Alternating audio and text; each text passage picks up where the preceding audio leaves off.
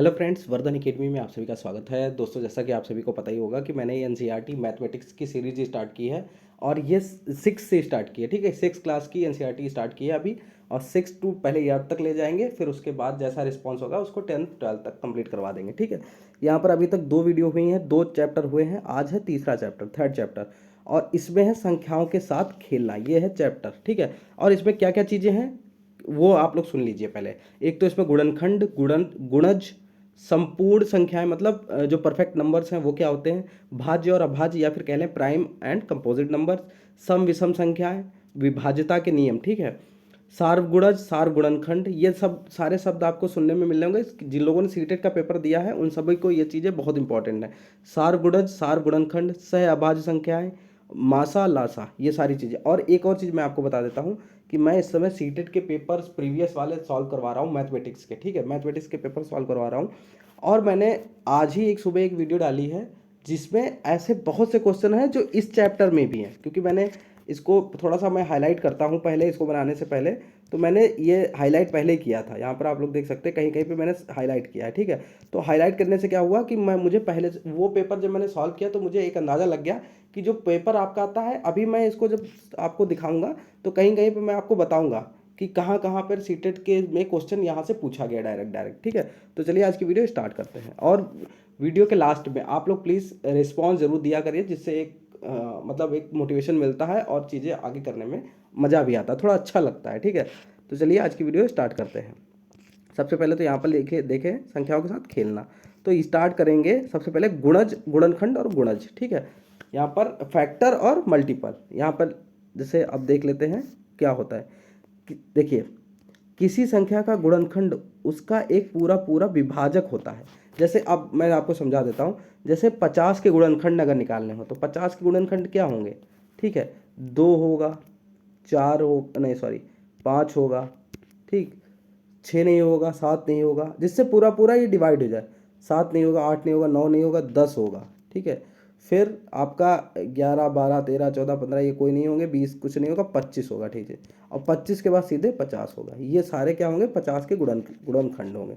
तो इसमें लिखा है किसी संख्या का गुणनखंड उसका एक पूरा पूरा एग्जैक्ट विभाजक या डिवीजर होता है। तो सही बात है, ये भी गुणनखंड है।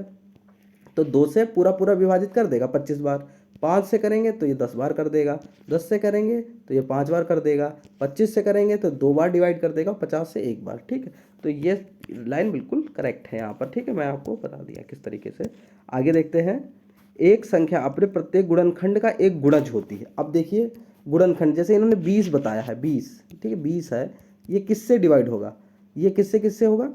अब देखिए इन्होंने लिखा है कि अपने प्रत्येक गुणनखंड का एक गुणज होती है। ठीक है, प्रत्येक गुणनखंड का, तो 1 भी होगा इसका, 2 होगा, ठीक है, 4 होगा, 5 होगा, 10 होगा।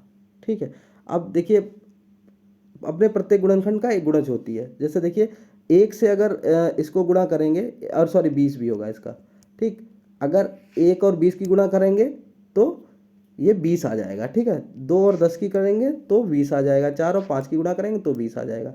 अब जैसे देखिए यहाँ पे 20 और को यहाँ 4 और 5 में दिखाया है, तो 4 और 5 जो हैं ये हैं, 4 भी एक गुणनखंड है, 5 भी एक गुणनखंड है, लेकिन इनको जब जो गुणा कर देंगे तो ये निकल आएगा, जो निकलेगा उसको कहते हैं गुणज। ठीक है, नेक्स्ट है, एक प्रत्येक संख्या का एक गुणनखंड होता है। मतलब एक जो है वो हर संख्या का गुणनखंड होता है। जैसे अभी आपने देखा था 5 और 20 का अगर निकालेंगे तो क्या निकलेगा, 1 होगा, 2 होगा, जिससे डिवाइड पूरा पूरा हो जाए। 1 से 20 बार में डिवाइड होगा, 2 से भी हो जाएगा, 4 से हो जाएगी, 5 से हो जाएगी, फिर 10 से हो जाएगी और 20 से हो जाएगी। ठीक, तो एक तो सब में ही रहेगा, तो यही लिखा है यहाँ पर।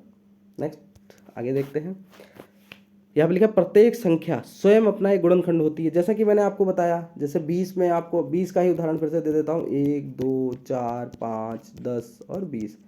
20 मतलब प्रत्येक संख्या अपना एक स्वयं गुणनखंड होती है। ठीक है, तो ये भी सारे 20 के गुणनखंड है और 20 भी है। ठीक है, तो यही चीज़ यहाँ पे कही गई है। नेक्स्ट है, एक संख्या का प्रत्येक गुणनखंड उस संख्या का एक पूर्ण विभाजक होता है।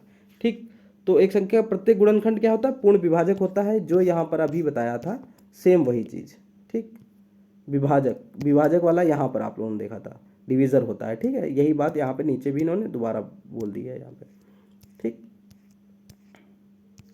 अब यहाँ पे देखिए ठीक है, अगला है एक दी हुई संख्या का प्रत्येक गुणनखंड उस संख्या से छोटा है या उसके बराबर होता है। अब देखिए सारी चीज़ें मैं उदाहरण देके ही आपको बताऊंगा। जैसे 6 का देख लीजिए, 1 से डिवाइड हो जाएगा, 2 से डिवाइड हो जाएगा, 3 से हो जाएगा और फिर 6 से हो जाएगा। ठीक, स्वयं से भी लिखा हुआ एक दी हुई संख्या का प्रत्येक गुणनखंड उस संख्या से छोटा या उसके बराबर होता है। अब देखिए 6 है, इसके गुणनखंड क्या है, 1 2 3 और 6। तो ये देखिए इसमें या तो इससे छोटे हैं, ये तीन संख्याएं क्या है 6 से छोटी हैं, और जो 6 है वो इसके बराबर है। तो इसमें ये लिखा है दी हुई संख्या का प्रत्येक गुणनखंड उस संख्या से छोटा या उसके बराबर होता है। ठीक, एक दी हुई संख्या गुणनखंडों की संख्या परिमित होती है, मतलब इन फाइनाइट होती है, मतलब फाइनाइट मतलब इनको निकाला जा सकता है। जैसे आपको गुणनखंड पता होते हैं, जैसे 6 का भी आपको बताया था, 6 के कितने होते हैं, 1 2 3 और 6, इससे ज़्यादा गुणनखंड नहीं हो सकते। तो हमें यहाँ पर इनको परिमित है, मतलब इनकी संख्या हम ज्ञात कर सकते हैं आसानी से। ठीक, एक संख्या का प्रत्येक गुणज उस संख्या से बड़ा या उसके बराबर होता है। एक संख्या का गुणज, ठीक है, गुणज क्या अभी आपको जैसे बताया था, 4 गुणे 5 क्या होता है 20। ठीक, तो ये क्या है, फैक्टर है, ये गुणनखंड है, ये है गुणज। तो क्या लिखा है, एक संख्या का प्रत्येक गुणज, ये गुणज है जैसे इसका, ठीक है, 4 और 5 का गुणज है, उस संख्या से बड़ा है उसके बराबर होता है। 4 से देखिए 20 बड़ा ही है, चाहे 5 से आप देख लें तो भी उससे भी बड़ा 20 है। ठीक है,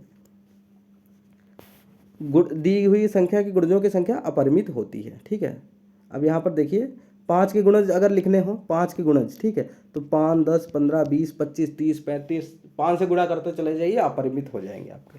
ठीक, इस टाइप के क्वेश्चन सीटेट में डायरेक्ट पूछे जाते हैं।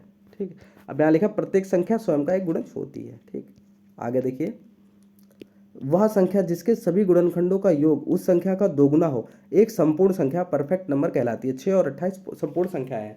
अब कैसे, सभी गुणनखंडों का योग, जैसे 6 है, 6 के गुणनखंड क्या है, 1 है, 2 है, 3 है और 6 है। लिखा है सभी गुणनखंडों का योग उस संख्या का दोगुना हो। तो गुणनखंडों को जोड़ लीजिए, 1 और 2 ये हो गया 3, सबको जोड़ने पर, ठीक, ये होगा 3 और 3 6 और 6 12। तो 6 के जो गुणनखंड हैं उनका योग कितना 12 है, और इसमें लिखा गया है कि उन सभी गुणनखंडों का योग उस संख्या का दोगुना हो एक संपूर्ण संख्या या परफेक्ट नंबर कहलाती है। तो 6 एक परफेक्ट नंबर है और 28 भी एक परफेक्ट नंबर है। परफेक्ट नंबर निकालने के लिए पहले गुणनखंड कीजिए, और गुणनखंडों का योग अगर डबल हो संख्या से तो समझ लो वो परफेक्ट नंबर है। ठीक है, संपूर्ण संख्या। ठीक है, ये PDF मैं आपको दे दूंगा टेलीग्राम चैनल पर, वहाँ से इसके सारे क्वेश्चन आप लोग सॉल्व करिएगा। ठीक है, अगर ना समझ में आए कोई क्वेश्चन तो आप लोग हमें कमेंट करिएगा। ठीक है, भाज्य और अभाज्य संख्याएं, ठीक है, प्राइम और कंपोजिट नंबर। अब यहाँ पर ये देखते हैं हम लोग, यहाँ पे लिखा वे संख्याएं जिनके गुणनखंड एक और स्वयं वह संख्या ही होते हैं अभाज्य संख्या कहलाती है। जिनके मतलब या तो जैसे देखिए, जैसे 3 है, जैसे 2 है, 2 सिर्फ 2 से ही कटेगा। ठीक है, 2 से, ठीक, 2।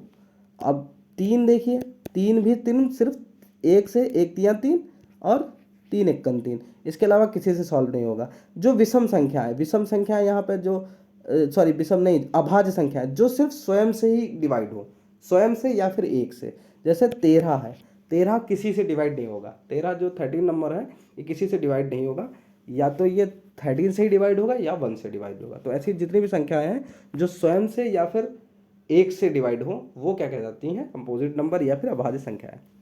इसके अलावा वे संख्या जिनके 2 या 2 से अधिक गुणनखंड होते हैं भाज्य संख्याएं कहलाती हैं। जैसे जैसे आप लोग देख सकते हैं 4 है, 6 है, 8 है, 9 है, ठीक है, 100 है, 110 है। ठीक है, इस तरीके से। अब जैसे 9 है, 9 किससे किससे कट सकता है, 1 से, ठीक है, 3 से भी डिवाइड हो जाएगा और 9 से भी। तो देखिए 1 और 9 के अलावा 3 से भी हो रहा है, मतलब स्वयं से, स्वयं तो 9 हो गया इसका, और 1 इनके अलावा देखिए 3 से भी डिवाइड हो रही है 9। तो ये भाज्य संख्या, इसको काटा मतलब ये डिवाइड हो सकता है। अब यहाँ पर एक क्वेश्चन, ये क्वेश्चन डायरेक्ट आया है उसमें, 5 जनवरी वाला जो पेपर है सीटेट का पिछली बार, उसमें ये पूछा गया था एक क्या है। तो एक ना तो भाज्य संख्या होती है और ना ही अभाज्य संख्या होती है। मैं आपको बताता चलूँगा कि कौन कौन क्वेश्चन पूछे गए। यहाँ पर सम और विषम संख्या, इवन और ऑड नंबर्स। ठीक है, अब यहाँ पर देखिए क्या है, ये संख्याएं सम संख्याएं कहलाती हैं। ठीक है, लिखा है क्या आप संख्या 2, 6, 8, 10, 12, 14 में कोई प्रतिरूप देखते हैं?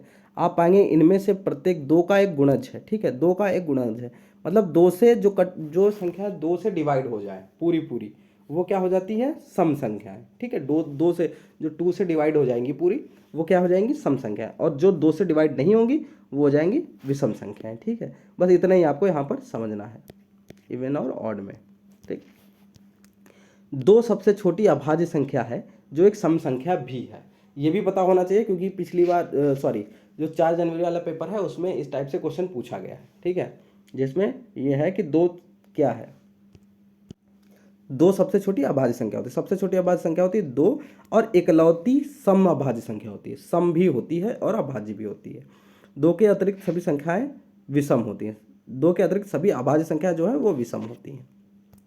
नेक्स्ट, ये क्वेश्चन आप लोग स्वयं सॉल्व करिएगा, ठीक है। ये इसका पीडीएफ मैं दे दूंगा, आप लोग सॉल्व करते रहेंगे तो आप लोगों को कोई दिक्कत नहीं होगी, एक एक चीज़ आपकी कंप्लीट हो जाएगी, ठीक है। और जो चीज़ ना समझ में आए वो हमसे आप पूछिए। संख्याओं की विभाज्यता की जांच। अब देखिए यहाँ पर विभाज्यता मतलब कि किस संख्या से क्या डिवाइड होगा, ये कैसे पता चलेगा। जैसे 10 से विभाज्यता, जैसे कोई संख्या है, कैसे पता करें कि ये 10 से डिवाइड हो जाएगी?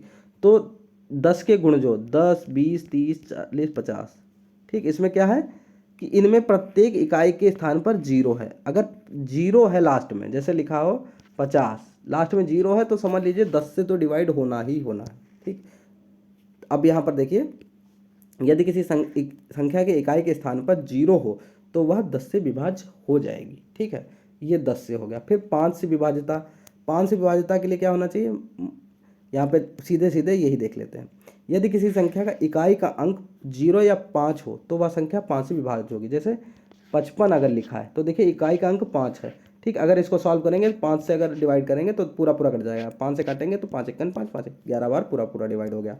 अगर जैसे 20 लिखा हो और बटे 5 करना हो, 5 से विभाजित, देखिए इसमें लिखा 0 या 5 हो इकाई में, तो इसमें भी 0 है इकाई में, 5 से काटेंगे 5 चक्कू 20, पूरा पूरा डिवाइड हो जाएगा। अब 2 से विभाज्यता के लिए आपको क्या देखना होगा? 2 से विभाज्यता के लिए अब यहाँ पर लिखा है, यदि किसी संख्या के इकाई के स्थान पर 0, 2, 4, 6, 8 हो तो कोई अंक हो तो वह संख्या 2 से विभाजित हो। मतलब इकाई का अंक 0 हो, जैसे 20 भी डिवाइड हो जाएगा क्योंकि इसमें 0 है, ठीक है। 32 भी हो जाएगा क्योंकि यहाँ पर इकाई में 2 है, ठीक है। 54 भी हो जाएगा क्योंकि लास्ट में 4 है, ठीक है। जो 0, 2, 4, 6, 8 अगर इकाई में है तो वो 2 से डिवाइड हो जाएगा पूरा पूरा। 3 से विभाज्यता का नियम इसका बहुत अच्छा है, यहाँ पर आप लोग देखिए, शायद इसको लिखा, हाँ ये लिखा है, यदि किसी संख्या के अंकों का योग 3 का एक गुणज हो तो वह संख्या 6 से विभाज्य होती है। जैसे लिखा हो, आपको बताऊं 96, ठीक, 96 लिखा। अब ये इसमें लिखा है 3 का एक गुणज हो, अंकों का योग। अब 9 और 6 कितना होता है? 15। इनको जब जोड़ेंगे तो ये हो जाएगा 15, ठीक। और 15 क्या 3 से डिवाइड हो जाती है। 3 से अगर डिवाइड करेंगे तो 5 बार पूरी पूरी डिवाइड हो जाती है। तो समझ लीजिए 96 भी डिवाइड होगा, चाहे जितनी बड़ी भी संख्या हो, चाहे जितनी बड़ी संख्या हो, उसको अगर उसके अगर अंकों का योग यहाँ पर जो है वो उससे, जैसे देखिए यहाँ पर ऑप्शन दिए गए हैं 219, ठीक, 219 दिया गया है। तो 19 के अंकों को जोड़िए, 9 और 1 10, 2 12, 12 जो है वो 3 से डिवाइड हो जाता है, 3 चक्कू 12 हो जाता है। तो अब देखिए 3 से आप 219 को डिवाइड करके देखिए, पूरा पूरा हो जाएगा। 3 7 21, ठीक है। 9 3 तिया 9, देखिए 73 बार पूरा डिवाइड हो गया, ठीक। 6 से विभाज्यता के लिए क्या होता है? यदि कोई संख्या, यहाँ पे सीधे सीधे ये देखते हैं, यदि कोई संख्या 2 और 3 दोनों से विभाज्य हो तो वह संख्या 6 से भी विभाज्य होती है। मतलब जैसे कोई भी संख्या है जो 2 से भी विभाज्य हो जाए और 3 से भी हो जाए तो समझ जाइए वो क्या है, वो एक 6 से विभाज्य हो जाएगी, ठीक है। अब 4 से विभाज्यता के नियम क्या है? 3 या अधिक अंकों की एक संख्या 4 से विभाज्य होती है यदि उसके अंतिम 2 अंकों, इकाई और दहाई के अंकों के बड़ी संख्या 4 से विभाज्य हो। इस नियम की जांच 10 और उदाहरण देकर कीजिए, ठीक है। तो यहाँ पर देखिए, जैसे कोई संख्या अगर दी गई है, जैसे यहाँ पर 4 से भाग देने के लिए, जैसे यहाँ पर ये दी गई, यहाँ पर देखिए ये दिखे, ठीक है, ये 4612, 4600, इन्होंने क्या कहा कि इकाई और दहाई के अंक जो हैं वो 4 से विभाजित, जैसे इसमें इकाई और दहाई के अंक क्या है 12 है, तो 12 क्या पूरा पूरा कट जाएगा 4 से, तो ये हो जाएगी 4 से विभाज्य होने वाली संख्या। 8 से विभाज्यता के लिए आपको क्या करना होगा? इसमें लिखा है 4 या उससे अधिक अंकों की कोई संख्या 8 से विभाज्य होती है यदि अंतिम 3 अंकों से बनी संख्या 8 से विभाज्य हो। अंतिम 3 अंकों की बनी संख्या, जैसे यहाँ पर ये लिखी है 7216, और अंतिम से 3 संख्या जो है ये किससे विभाज्य हो, 8 से विभाज्य हो। ठीक, तो 8 से ये अंतिम 3 संख्याओं को अगर आप विभाज्य करके देखें तो 8 से अगर 216 को भाग करेंगे 8 से, तो 8 दूनी 16 और 8 सत्ते 56, देखिए पूरा पूरा डिवाइड हो रहा है, मतलब ये 8 से डिवाइड हो जाएगी। 9 से विभाज्यता के लिए जो 3 से नियम था वही इसमें है। ठीक है, यहाँ पर देखिए लिखा है यदि किसी संख्या के अंकों का योग 9 से विभाज्य हो तो वह संख्या भी 9 से विभाज्य होगी। अब जैसे यहाँ पर लिखा था 4608 4608, अब इनके अंकों का योग जोड़िए, 8 से 14 और 4 18, 18 जो है वो 9 से डिवाइड हो जाएगी, 9 दूनी 18, इसका मतलब ये भी डिवाइड हो जाएगी। ठीक, अब ये सारे हो चुके हैं, अब एक और बचा है 11। ये सीटेट में बहुत पूछा जाता है इससे संबंधित। किसी संख्या की 11 से विभाज्यता की जांच के लिए दाएं से विषम अंकों के स्थानों के अंकों का योग और सम स्थानों के अंकों का योग का अंतर ज्ञात किया जाए। यदि यह अंतर 0 या 11 से विभाज्य है तो वह संख्या 11 से भी विभाज्य होगी। ठीक, अब जैसे देखिए 308 है। ठीक, पहले सम अंकों का योग निकाल लीजिए, तो पहले सम अंक क्या है, दाएं से सम अंक, सम तो ये देखिए 0 ही है, अकेला है, 3 ही संख्या है तो दूसरे नंबर पे 0 ही है, और विषम अंक स्थानों पर है तो 1 और तीसरे स्थान पे 8 और 3 11 हो गया। 11 में से 0 घटाएंगे तो 11 बच जाएगा, मतलब 11 आ रहा है, इसका मतलब 308 11 से डिवाइड हो जाएगी। ठीक, यही नियम आपको हर जगह लगाना होगा। ठीक, अब आगे देखिए सार्व गुणनखंड और सार्व गुणज, इसको समझिए ये क्या होता है। ये क्वेश्चन सीटेट में इससे संबंधित सीधे सीधे आते हैं, ये आप लोग समझ लीजिए। दो संख्याएं जिनमें केवल एक ही सार्व गुणनखंड होता है सह अभाज्य संख्याएं को प्राइम नंबर कहलाती हैं। 4 और 15 सह अभाज्य संख्याएं हैं। ठीक ठीक, अब यहाँ पे देखिए सार्व गुणनखंड, सॉरी यहाँ पर ये हम लोग छोड़ दिया, यहाँ पर लिखा है सार्व गुणनखंड और सार्व गुणज क्या होता है। ठीक है, तो पहले तो यहाँ पर देखिए यहाँ पर निकाल लेते हैं गुणनखंड क्या। 4 के गुणनखंड 1 2 और 4 हैं। 18 के गुणनखंड 1 2 3 6 9 और 18 हैं। दोनों संख्या 4 और 18 के गुणनखंड 1 और 2 हैं।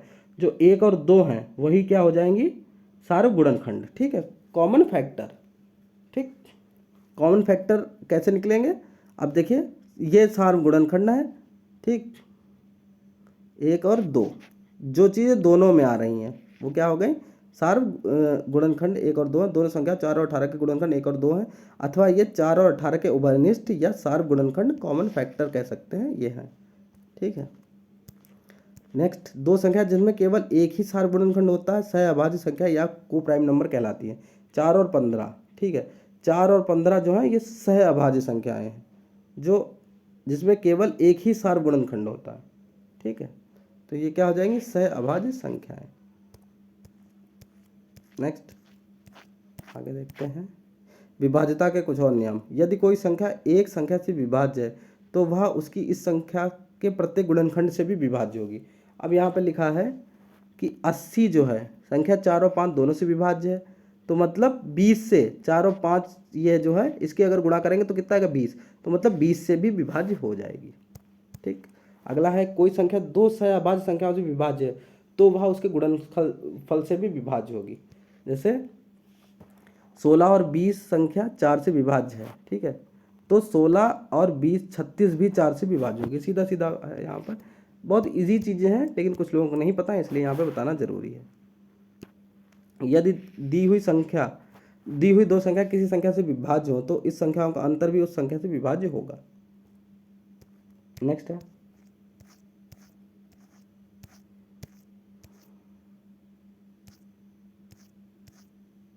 महत्तम समापवर्तक मासा। ठीक है, मासा और लासा एलसीएम और एचसीएफ यहाँ पे स्टार्ट हो गया।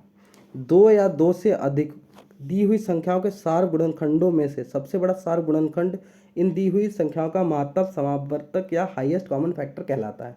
महत्तम समापवर्तक को संक्षेप में एचसीएफ या मासा भी कहते हैं। ठीक, जैसे यहाँ पे दिया गया 20 28 और 36 का 20 को जब करेंगे तो इसके फैक्टर क्या हैं, 2 2 5, 2 2 7 ये आए हैं 28 के, और 2 2 3 3 ये कितने आए हैं, ये आए हैं 36 के। और इसमें से जो चीज़ पूरी पूरी कॉमन आ रही है देखिए तीनों में 2 है और तीनों में 2 2 दोनों में है, जो चीज़ बिल्कुल तीनों में कॉमन है। तो 2 और 2 कितना हो जाएगा 4, तो 4 इसका जो HCF हो जाएगा वो हो जाएगा 4 हो जाएगा। ठीक है, अब देखिए लघुत्तम समापवर्तक लासा क्या होता है। लासा होता है 2 या 2 से अधिक दी हुई संख्याओं का लघुत्तम समापवर्त। इन संख्याओं के सार्व गुणजों में से सबसे छोटा गुणज होता है। संक्षेप में इसे एलसीएम भी लिखा जाता है, एलसीएम। ठीक है, तो एलसीएम कैसे, अब 12 और 18 का लासा अगर निकालना है तो कैसे निकालने, 12 के गुणनखंड कर लीजिए, 2 2 3, 18 का 2 3 3 होगा। ठीक है, तो इसमें क्या सारी चीज़ें ली जाएंगी। पहले देखिए इसमें देखिए जो कॉमन आ रहा है, तो कॉमन क्या आ रहा है 2 आ रहा है। ठीक है, पहले 2 लिख लीजिए। ठीक, फिर 3 आ रहा है, एक 3 इधर से ले लिया, एक 3 इधर से ले लिया, 3 हो गया। और फिर जो बचा हुआ है, ठीक है, बचा एक 3 ये बचा है और एक 2 भी बचा है, गुणे में 2, तो 2 3 6 3 18 2 36, 36 इसका हो जाएगा एलसीएम। ठीक है, नेक्स्ट है एक क्वेश्चन ऐसा था जो डायरेक्ट पूछा गया है। अब देखिए इस टाइप का क्वेश्चन, ठीक है, इसमें आपको एलसीएम ही लेना है और आंसर लग जाएगा। 3 विभिन्न चौराहे की ट्रैफिक लाइट ये दिया गया 48 सेकंड, 72 सेकंड, 108 सेकंड में बाद बदलती है। यदि वे एक साथ प्रातः 7 बजे बदलें तो वह पुनः एक साथ कब बदलेंगे। अब इसमें करना क्या होता है कि एलसीएम आपको लेना होता है। एलसीएम जो आएगा वो आपका सेकंड में आएगा, उसको मिनट में बदल दीजिए और इसमें जोड़ दीजिए, बस आपका आंसर आ जाएगा। इस टाइप के क्वेश्चन अक्सर सीटेट में पूछे जाते हैं। ठीक है, तो ये आपका जो चैप्टर है ये भी आपका कंप्लीट हो गया और उम्मीद है आपको ये काफ़ी पसंद आया होगा। आप लोग कमेंट करके ज़रूर बताइएगा कि आज की वीडियो कैसी रही। ठीक है, तो दोस्तों आज की वीडियो देखने के लिए धन्यवाद।